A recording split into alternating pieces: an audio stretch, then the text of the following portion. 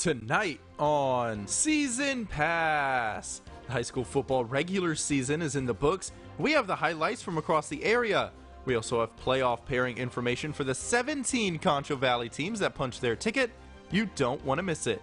Also, high school volleyball wrapped up area round playoff action. We have highlights from Portales, where Angelo State battled Eastern New Mexico. Drum roll please, because it's time for your favorite Sunday program. Season Pass starts right now.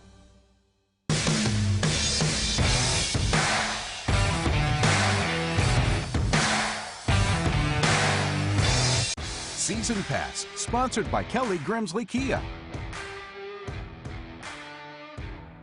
Welcome everyone to Season Pass, your one-stop shop for everything Concho Valley sports. As always, I'm your host Ryan Reynolds. We have a ton to talk about tonight. We have highlights from 6 high school football games, as well as final scores from the road teams, district standings, and updated playoff pairings. A ton going on for high school football, and then we'll hit the hardwood for high school volleyball. Playoff action is here. Then we'll close the show with action from around Angelo State Athletics and then crown our player of the week. So let's get right to it. I'm excited, starting with our game of the week. One team this year gets to take home the district crown in 8-2A. Last year, we saw 3 teams split the title. And on Friday, it all came down to Cristoval and El Dorado in Eagle Country. The story going into this one, Cristoval's offense, who's outscored opponents by nearly 200 this season, versus El Dorado's defense, a unit that's yet to allow a point all season in district play. So let's go out to El Dorado, Texas for the District 8-2A Division II Championship. First quarter, Cougars first pass from scrimmage. Braden Wilcox rolling out to his right, trying to find Josh Fava. Instead, it's picked off by Cooper Metter, and the Eagles take over at midfield. El Dorado's turn. Kevin Covarrubias steps back to throw. He launches it, and this one is picked off by Clayton Edmonston. Back-to-back interceptions to start off this game. But guess what? These two defenses weren't done. Later in the quarter, Wilcox throws another interception.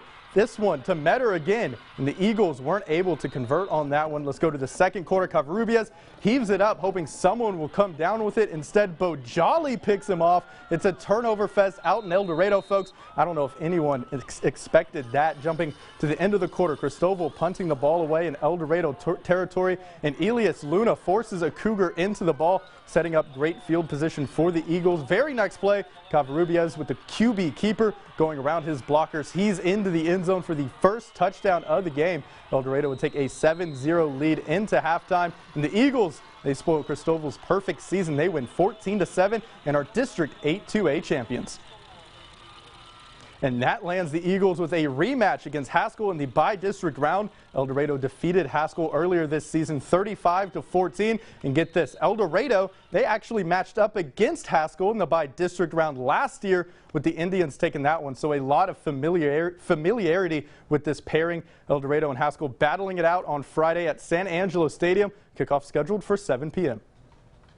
And the Cristoval Cougars, the R8 team out of the 2A Division II Region 2. They have a date with Cross Plains on Thursday in the bi-district round of the playoffs. This one also a rematch, with Cristoval taking the first meeting 26-14 back on September 20th. Kickoff time set for 7 p.m. in Ballinger. The Miles Bulldogs taking on Rock Springs to close out the regular season. A win, and Miles secures their place in the playoffs first quarter. And this man has been incredible all season long. Davian Martinez on the read option. He keeps it. He's in for the touchdown. Miles strikes first, but Rock Springs, they get on the board. Still first quarter, and Christian Montoya takes the QB keeper in for 6. Miles still on top, 14-7. Ensuing drive for Miles. Martinez back to pass, and he finds Dylan Garza up the sideline as he bulldozes his way in. Get out of his way. Miles increases its lead to 21-7, and they get the win, 55-7. And since they won, Miles is in the playoffs. Taking a look at their bi-district matchup, and it's a tough one. The 7-3 Bulldogs are scheduled to play number 2 Albany on Thursday in Brownwood. That one's set to begin at 7 p.m. The number 1 Wall Hawks taken on early while dealing with injuries on both sides of the ball. Will it play a factor, though? First possession, Drew Morrison in for the injured Mason Fuchs. Keeps it, goes left, and he's going the distance, Hercules style. Morrison in for the score. Wall went for 2 and converted. 8-0 Hawks lead early on.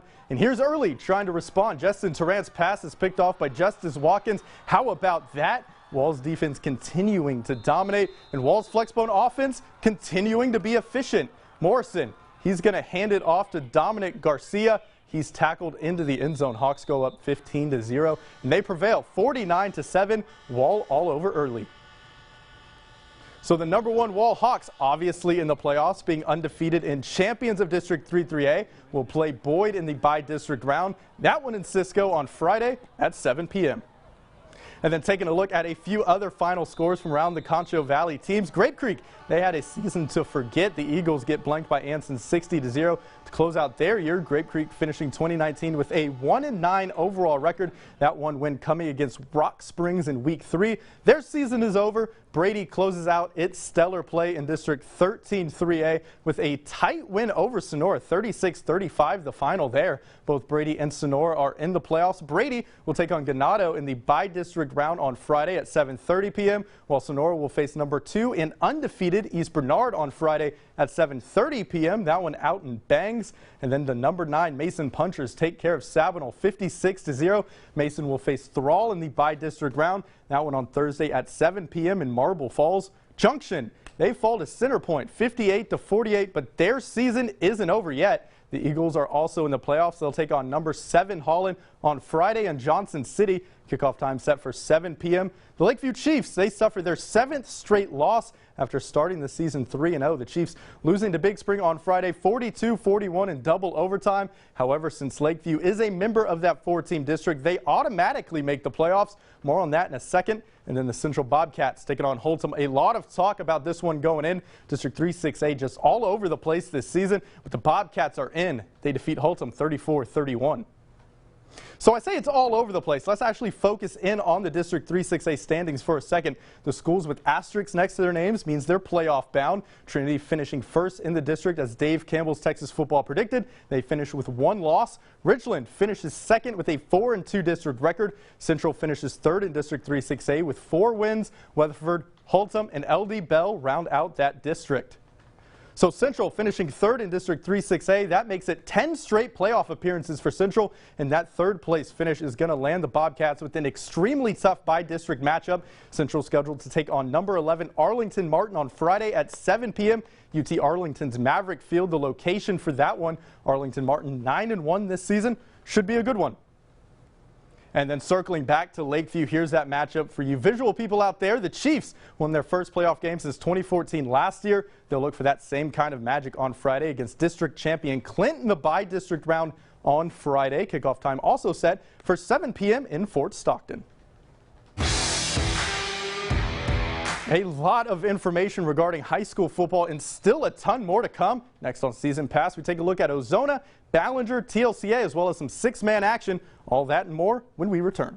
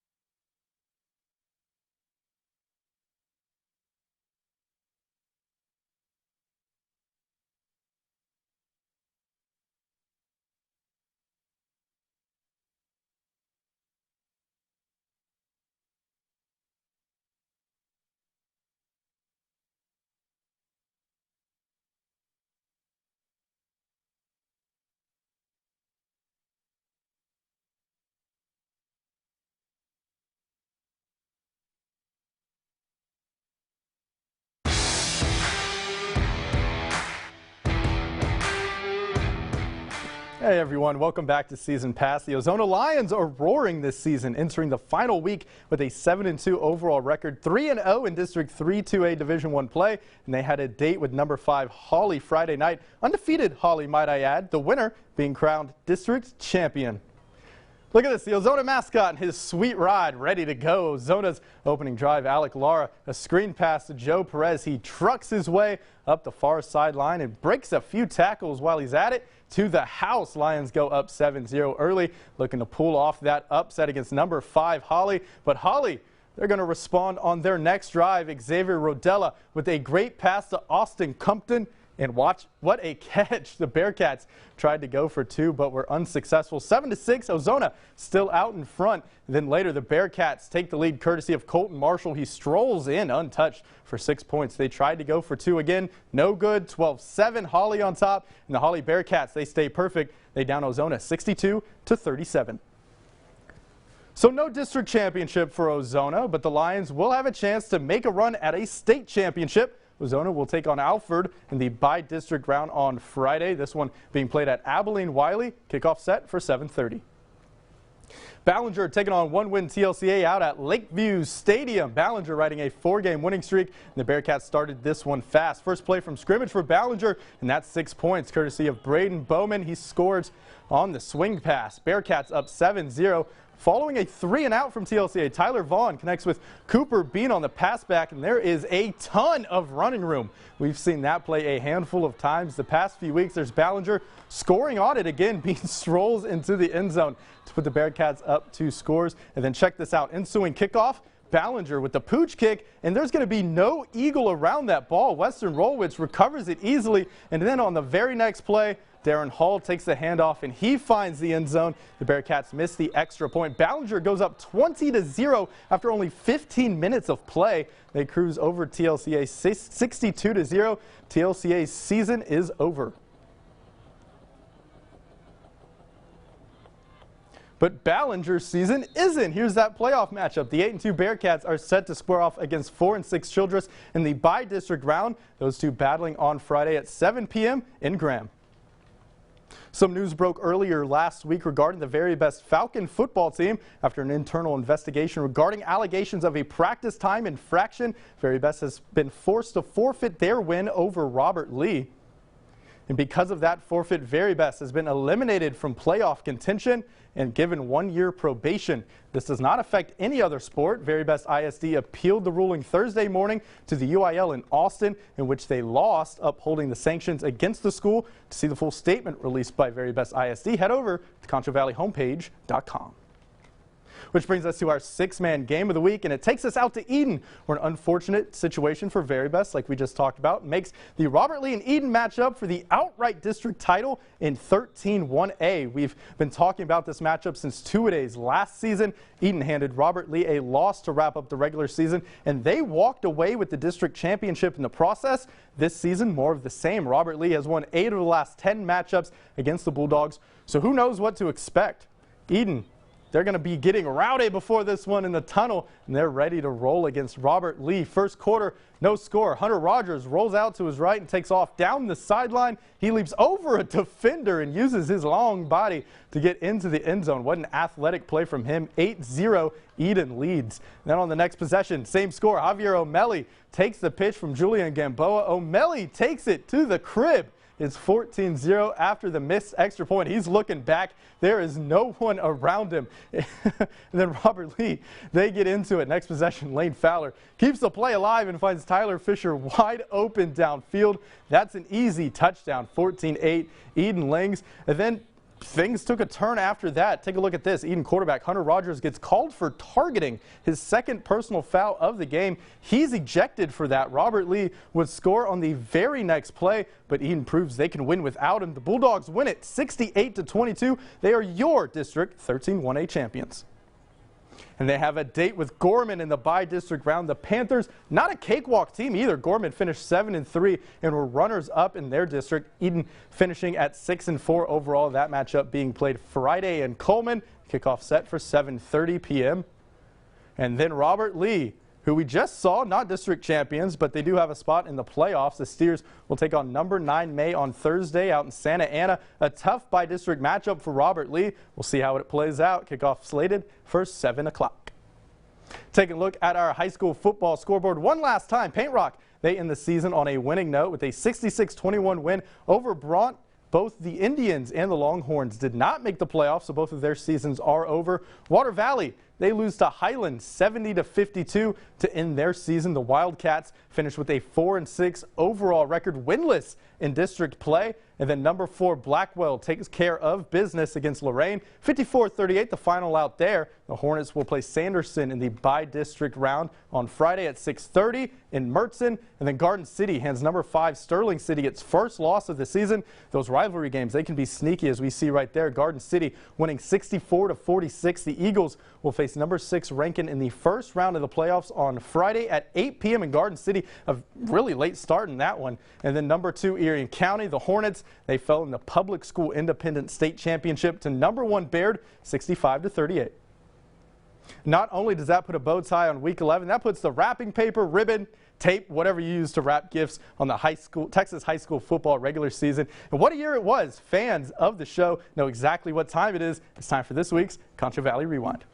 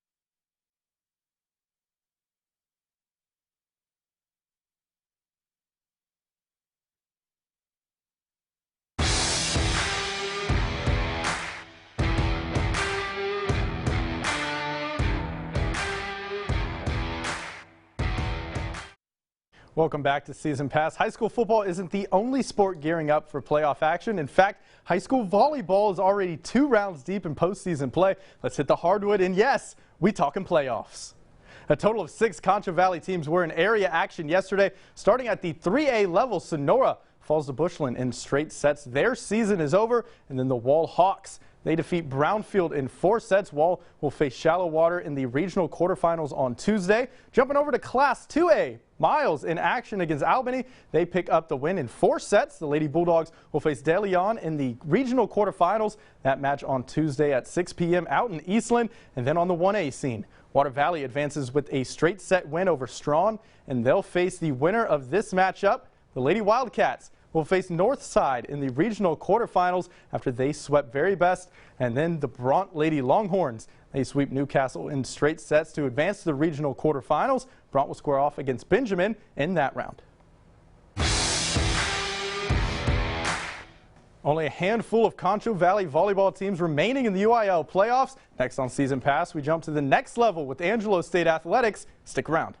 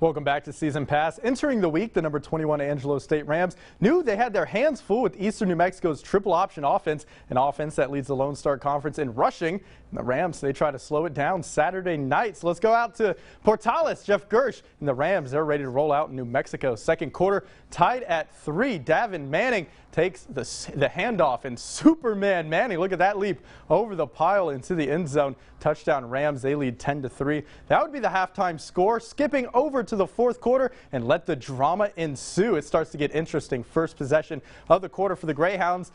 And that leads to a 14-yard touchdown run by Mr. Paul Terry. That score comes with a side of dance moves, definitely better than mine. That ties the game at 10. And then later in the quarter, Davin Manning powers his way for his second score of the game, his 5th touchdown in the last 2 games. ASU back on top 17-10. However, this one would go into overtime. The Greyhounds, they pull out the win 20-17. Angelo State suffers its second loss this season and moves to 8-2 overall, 5-2 in LSC play.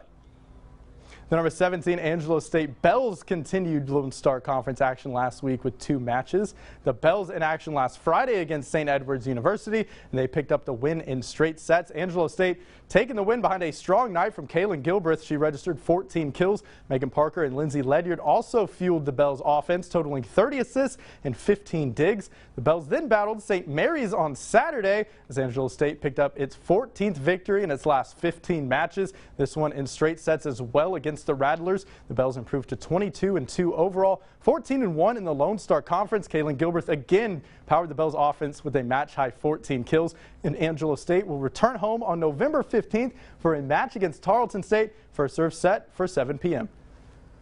The Bells soccer team wrapped up regular season action last Friday against St. Edward's at the ASU soccer field, and this match was huge for Angelo State in terms of Lone Star Conference tournament seedings. Going in, ASU was 6th in the LSC. Keep in mind, people, only the top 7 teams make the conference tournament. A loss could have bumped ASU down to that 7th seed potentially, but they don't need to worry about that. The Bells, they pull off a huge win against St. Edward's 2-1. Avery McNamee netted a goal in the 61st minute and an assist in the 82nd minute to hand St. Edward's their first conference loss of the season. The Bells are in the 6th seed in the LSC tournament. They'll face third-seeded Lubbock Christian in the quarterfinals on Tuesday at 2:30 p.m. That one out in Lubbock. We'll see if Angelo State can shock the field and make a run through the tournament as the 6th seed. Coming up on Season Pass, we crown our Player of the Week here in the Concho Valley. Don't go anywhere. We'll be right back.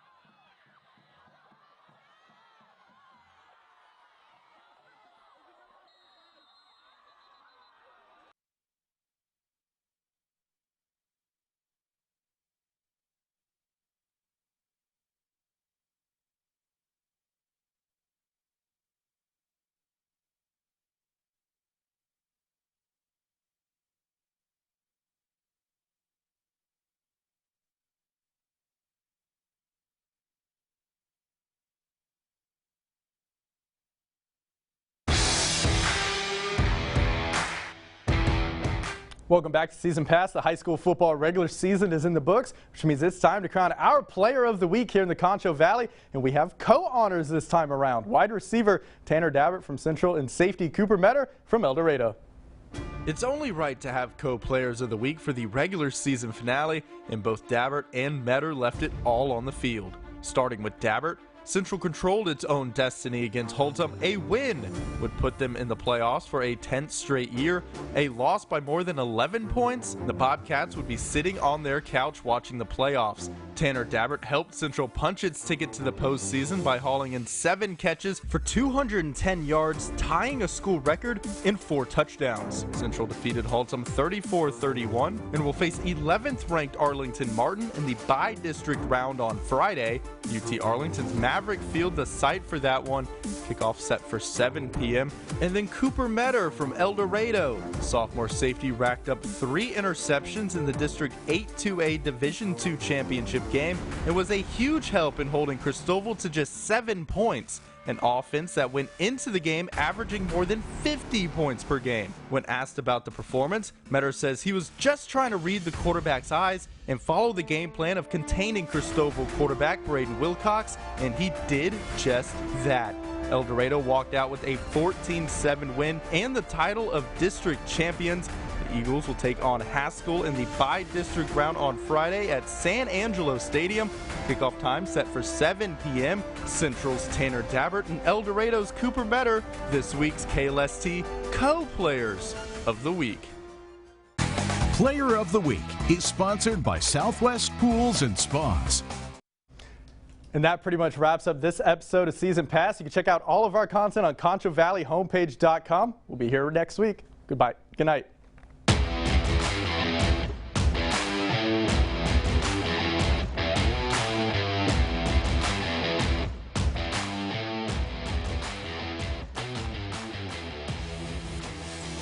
Season Pass, sponsored by Kelly Grimsley Kia.